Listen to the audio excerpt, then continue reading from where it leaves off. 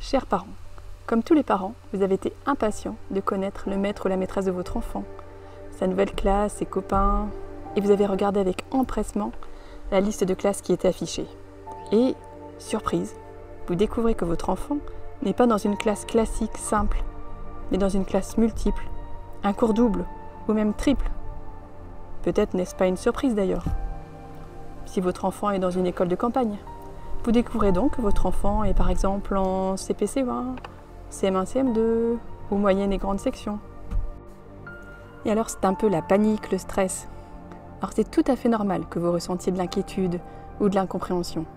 Vous vous demandez, mais comment est-ce possible d'être dans une classe avec plusieurs classes? Votre ressenti est tout à fait légitime. Cette vidéo est faite pour vous expliquer pourquoi le cours double et pour vous rassurer.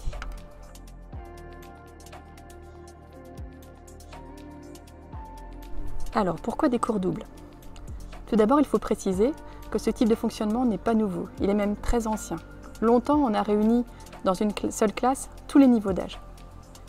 Peut-être avez-vous vu La petite maison dans la prairie.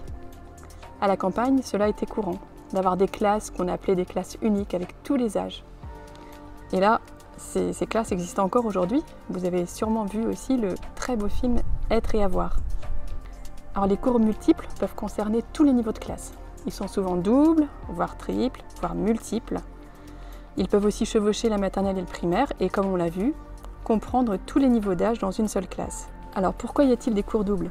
Tout simplement parce que les écoles n'ont pas toujours une classe complète pour chaque niveau. Elles peuvent avoir par exemple un demi-effectif de CE1 avec 15 CE1 et puis un effectif et demi de CE2 par exemple avec 35 CE2. Donc on ne peut pas faire un CE1 entier, on ne peut pas faire un seul CE2. Donc on va faire un CE1, CE2 avec 25 élèves et un CE2 avec 25 élèves également. C'est mathématique.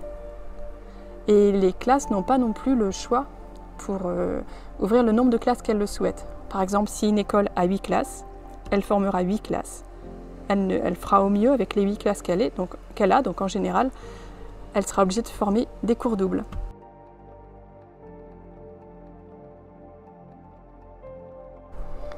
Je vais commencer par vous parler des avantages des cours doubles. Et ils sont réels, c'est vrai, il y en a. Mais il faut bien sûr que l'enseignant soit très organisé, très efficace. On va d'abord vous parler de l'autonomie.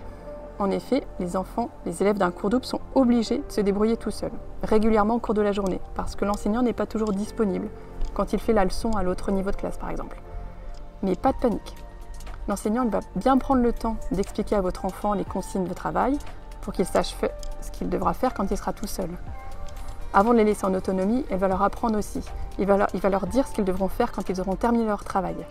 Par exemple, prendre un livre à la bibliothèque, finir un travail, prendre un jeu pour travailler le français et les mathématiques, réviser ses tables, etc., etc. Et les enfants, ce qui est assez beau, c'est que naturellement, ils s'entraident. Donc quand un enfant n'a pas bien compris la consigne, quand il était un petit peu distrait au moment où le maître expliquait, les autres, naturellement, lui réexpliquent la consigne. C'est tout à fait autorisé du moment qu'il le fait calmement. Et tout se passe très bien. Donc les enfants apprennent à ne pas être trop dépendants de l'enseignant. Donc un petit conseil pour vous parents. À la maison, apprenez aussi à vos enfants à être autonomes, à se débrouiller tout seuls. Ne faites pas tout à leur place. Et leur journée en cours double se passera mieux, elle sera plus facile. Et ils seront fiers aussi de se débrouiller tout seuls, de prendre des initiatives. Un deuxième avantage, c'est que les élèves peuvent écouter la leçon de l'autre cours. Alors, soit du niveau inférieur, soit du niveau supérieur. En général, les parents des enfants du cours inférieur sont contents parce qu'ils se disent « mon enfant va prendre de l'avance, il va écouter le cours supérieur ». Mais les parents du cours supérieur sont plutôt inquiets, ils se disent « mais mon enfant va rester avec des petits, est-ce qu'il ne va pas prendre du retard ?» Là, je vous demande de faire confiance au professionnalisme de l'enseignant. Parce que l'enseignant, lui, il a une classe, mais il a bien 2 niveaux de classe. Donc c'est une tâche complexe pour lui, bien sûr, mais il va s'occuper de chaque élève, et chaque élève va recevoir l'enseignement adapté à son niveau de classe. Alors un autre avantage encore, c'est un avantage qui est aussi un avantage pour le maître, ce sont les petits effectifs. Par exemple, si un maître a 15 élèves d'un niveau et 10 élèves d'un autre niveau, à chaque fois qu'il fera une leçon à un niveau, il s'adressera à un auditoire qui est réduit. Donc les enfants pourront plus souvent lire, ils seront plus souvent interrogés, et le maître il aura une vue d'ensemble sur tout son effectif. Et les élèves qui seraient un petit peu distraits, un petit peu endormis, pas très concentrés, ils seront bien surveillés et souvent sollicités. Donc c'est vraiment un avantage. Alors bien sûr, il y a des difficultés aussi dans les cours doubles. On ne peut pas nier que l'organisation est plus compliquée pour un enseignant dans un cours double et que l'enfant il doit davantage s'adapter, davantage faire des efforts, davantage s'impliquer. Donc le cours double n'est pas adapté pour des enfants qui ont des difficultés scolaires ou pour des enfants qui ont du retard. Pourquoi ? Parce que le maître il n'est pas disponible pour les aider quand il est avec l'autre niveau de classe. Ensuite, le rythme d'un cours double il est souvent plus soutenu. Et le maître il ne peut pas s'appesantir trop longtemps sur une leçon. Il ne peut pas prendre de retard puisqu'il doit partager son temps entre 2 niveaux de classe. Il faut qu'il assure le programme, qu'il termine. Il ne doit pas traîner. Ensuite, le cours double, c'est assez difficile aussi pour les enfants qui ont des problèmes de concentration ou qui sont hyperactifs, etc. parce qu'ils ont du mal à suivre des plans de travail, ils ont du mal à rester trop longtemps tout seuls, à travailler tout seul pendant 30 minutes, c'est compliqué pour eux. Et aussi, c'est difficile pour eux d'écouter, de se concentrer sur leur travail en entendant le maître qui fait une leçon à l'autre niveau.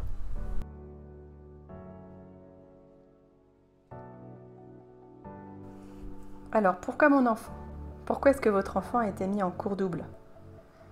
Si votre enfant a été mis en cours double ou triple, c'est parce que ses professeurs ont jugé qu'il en était capable, qu'il était capable de se débrouiller, d'être autonome, qu'il avait le niveau suffisant, ou peut-être parce qu'ils ont jugé que ça lui ferait du bien, que ça lui serait profitable.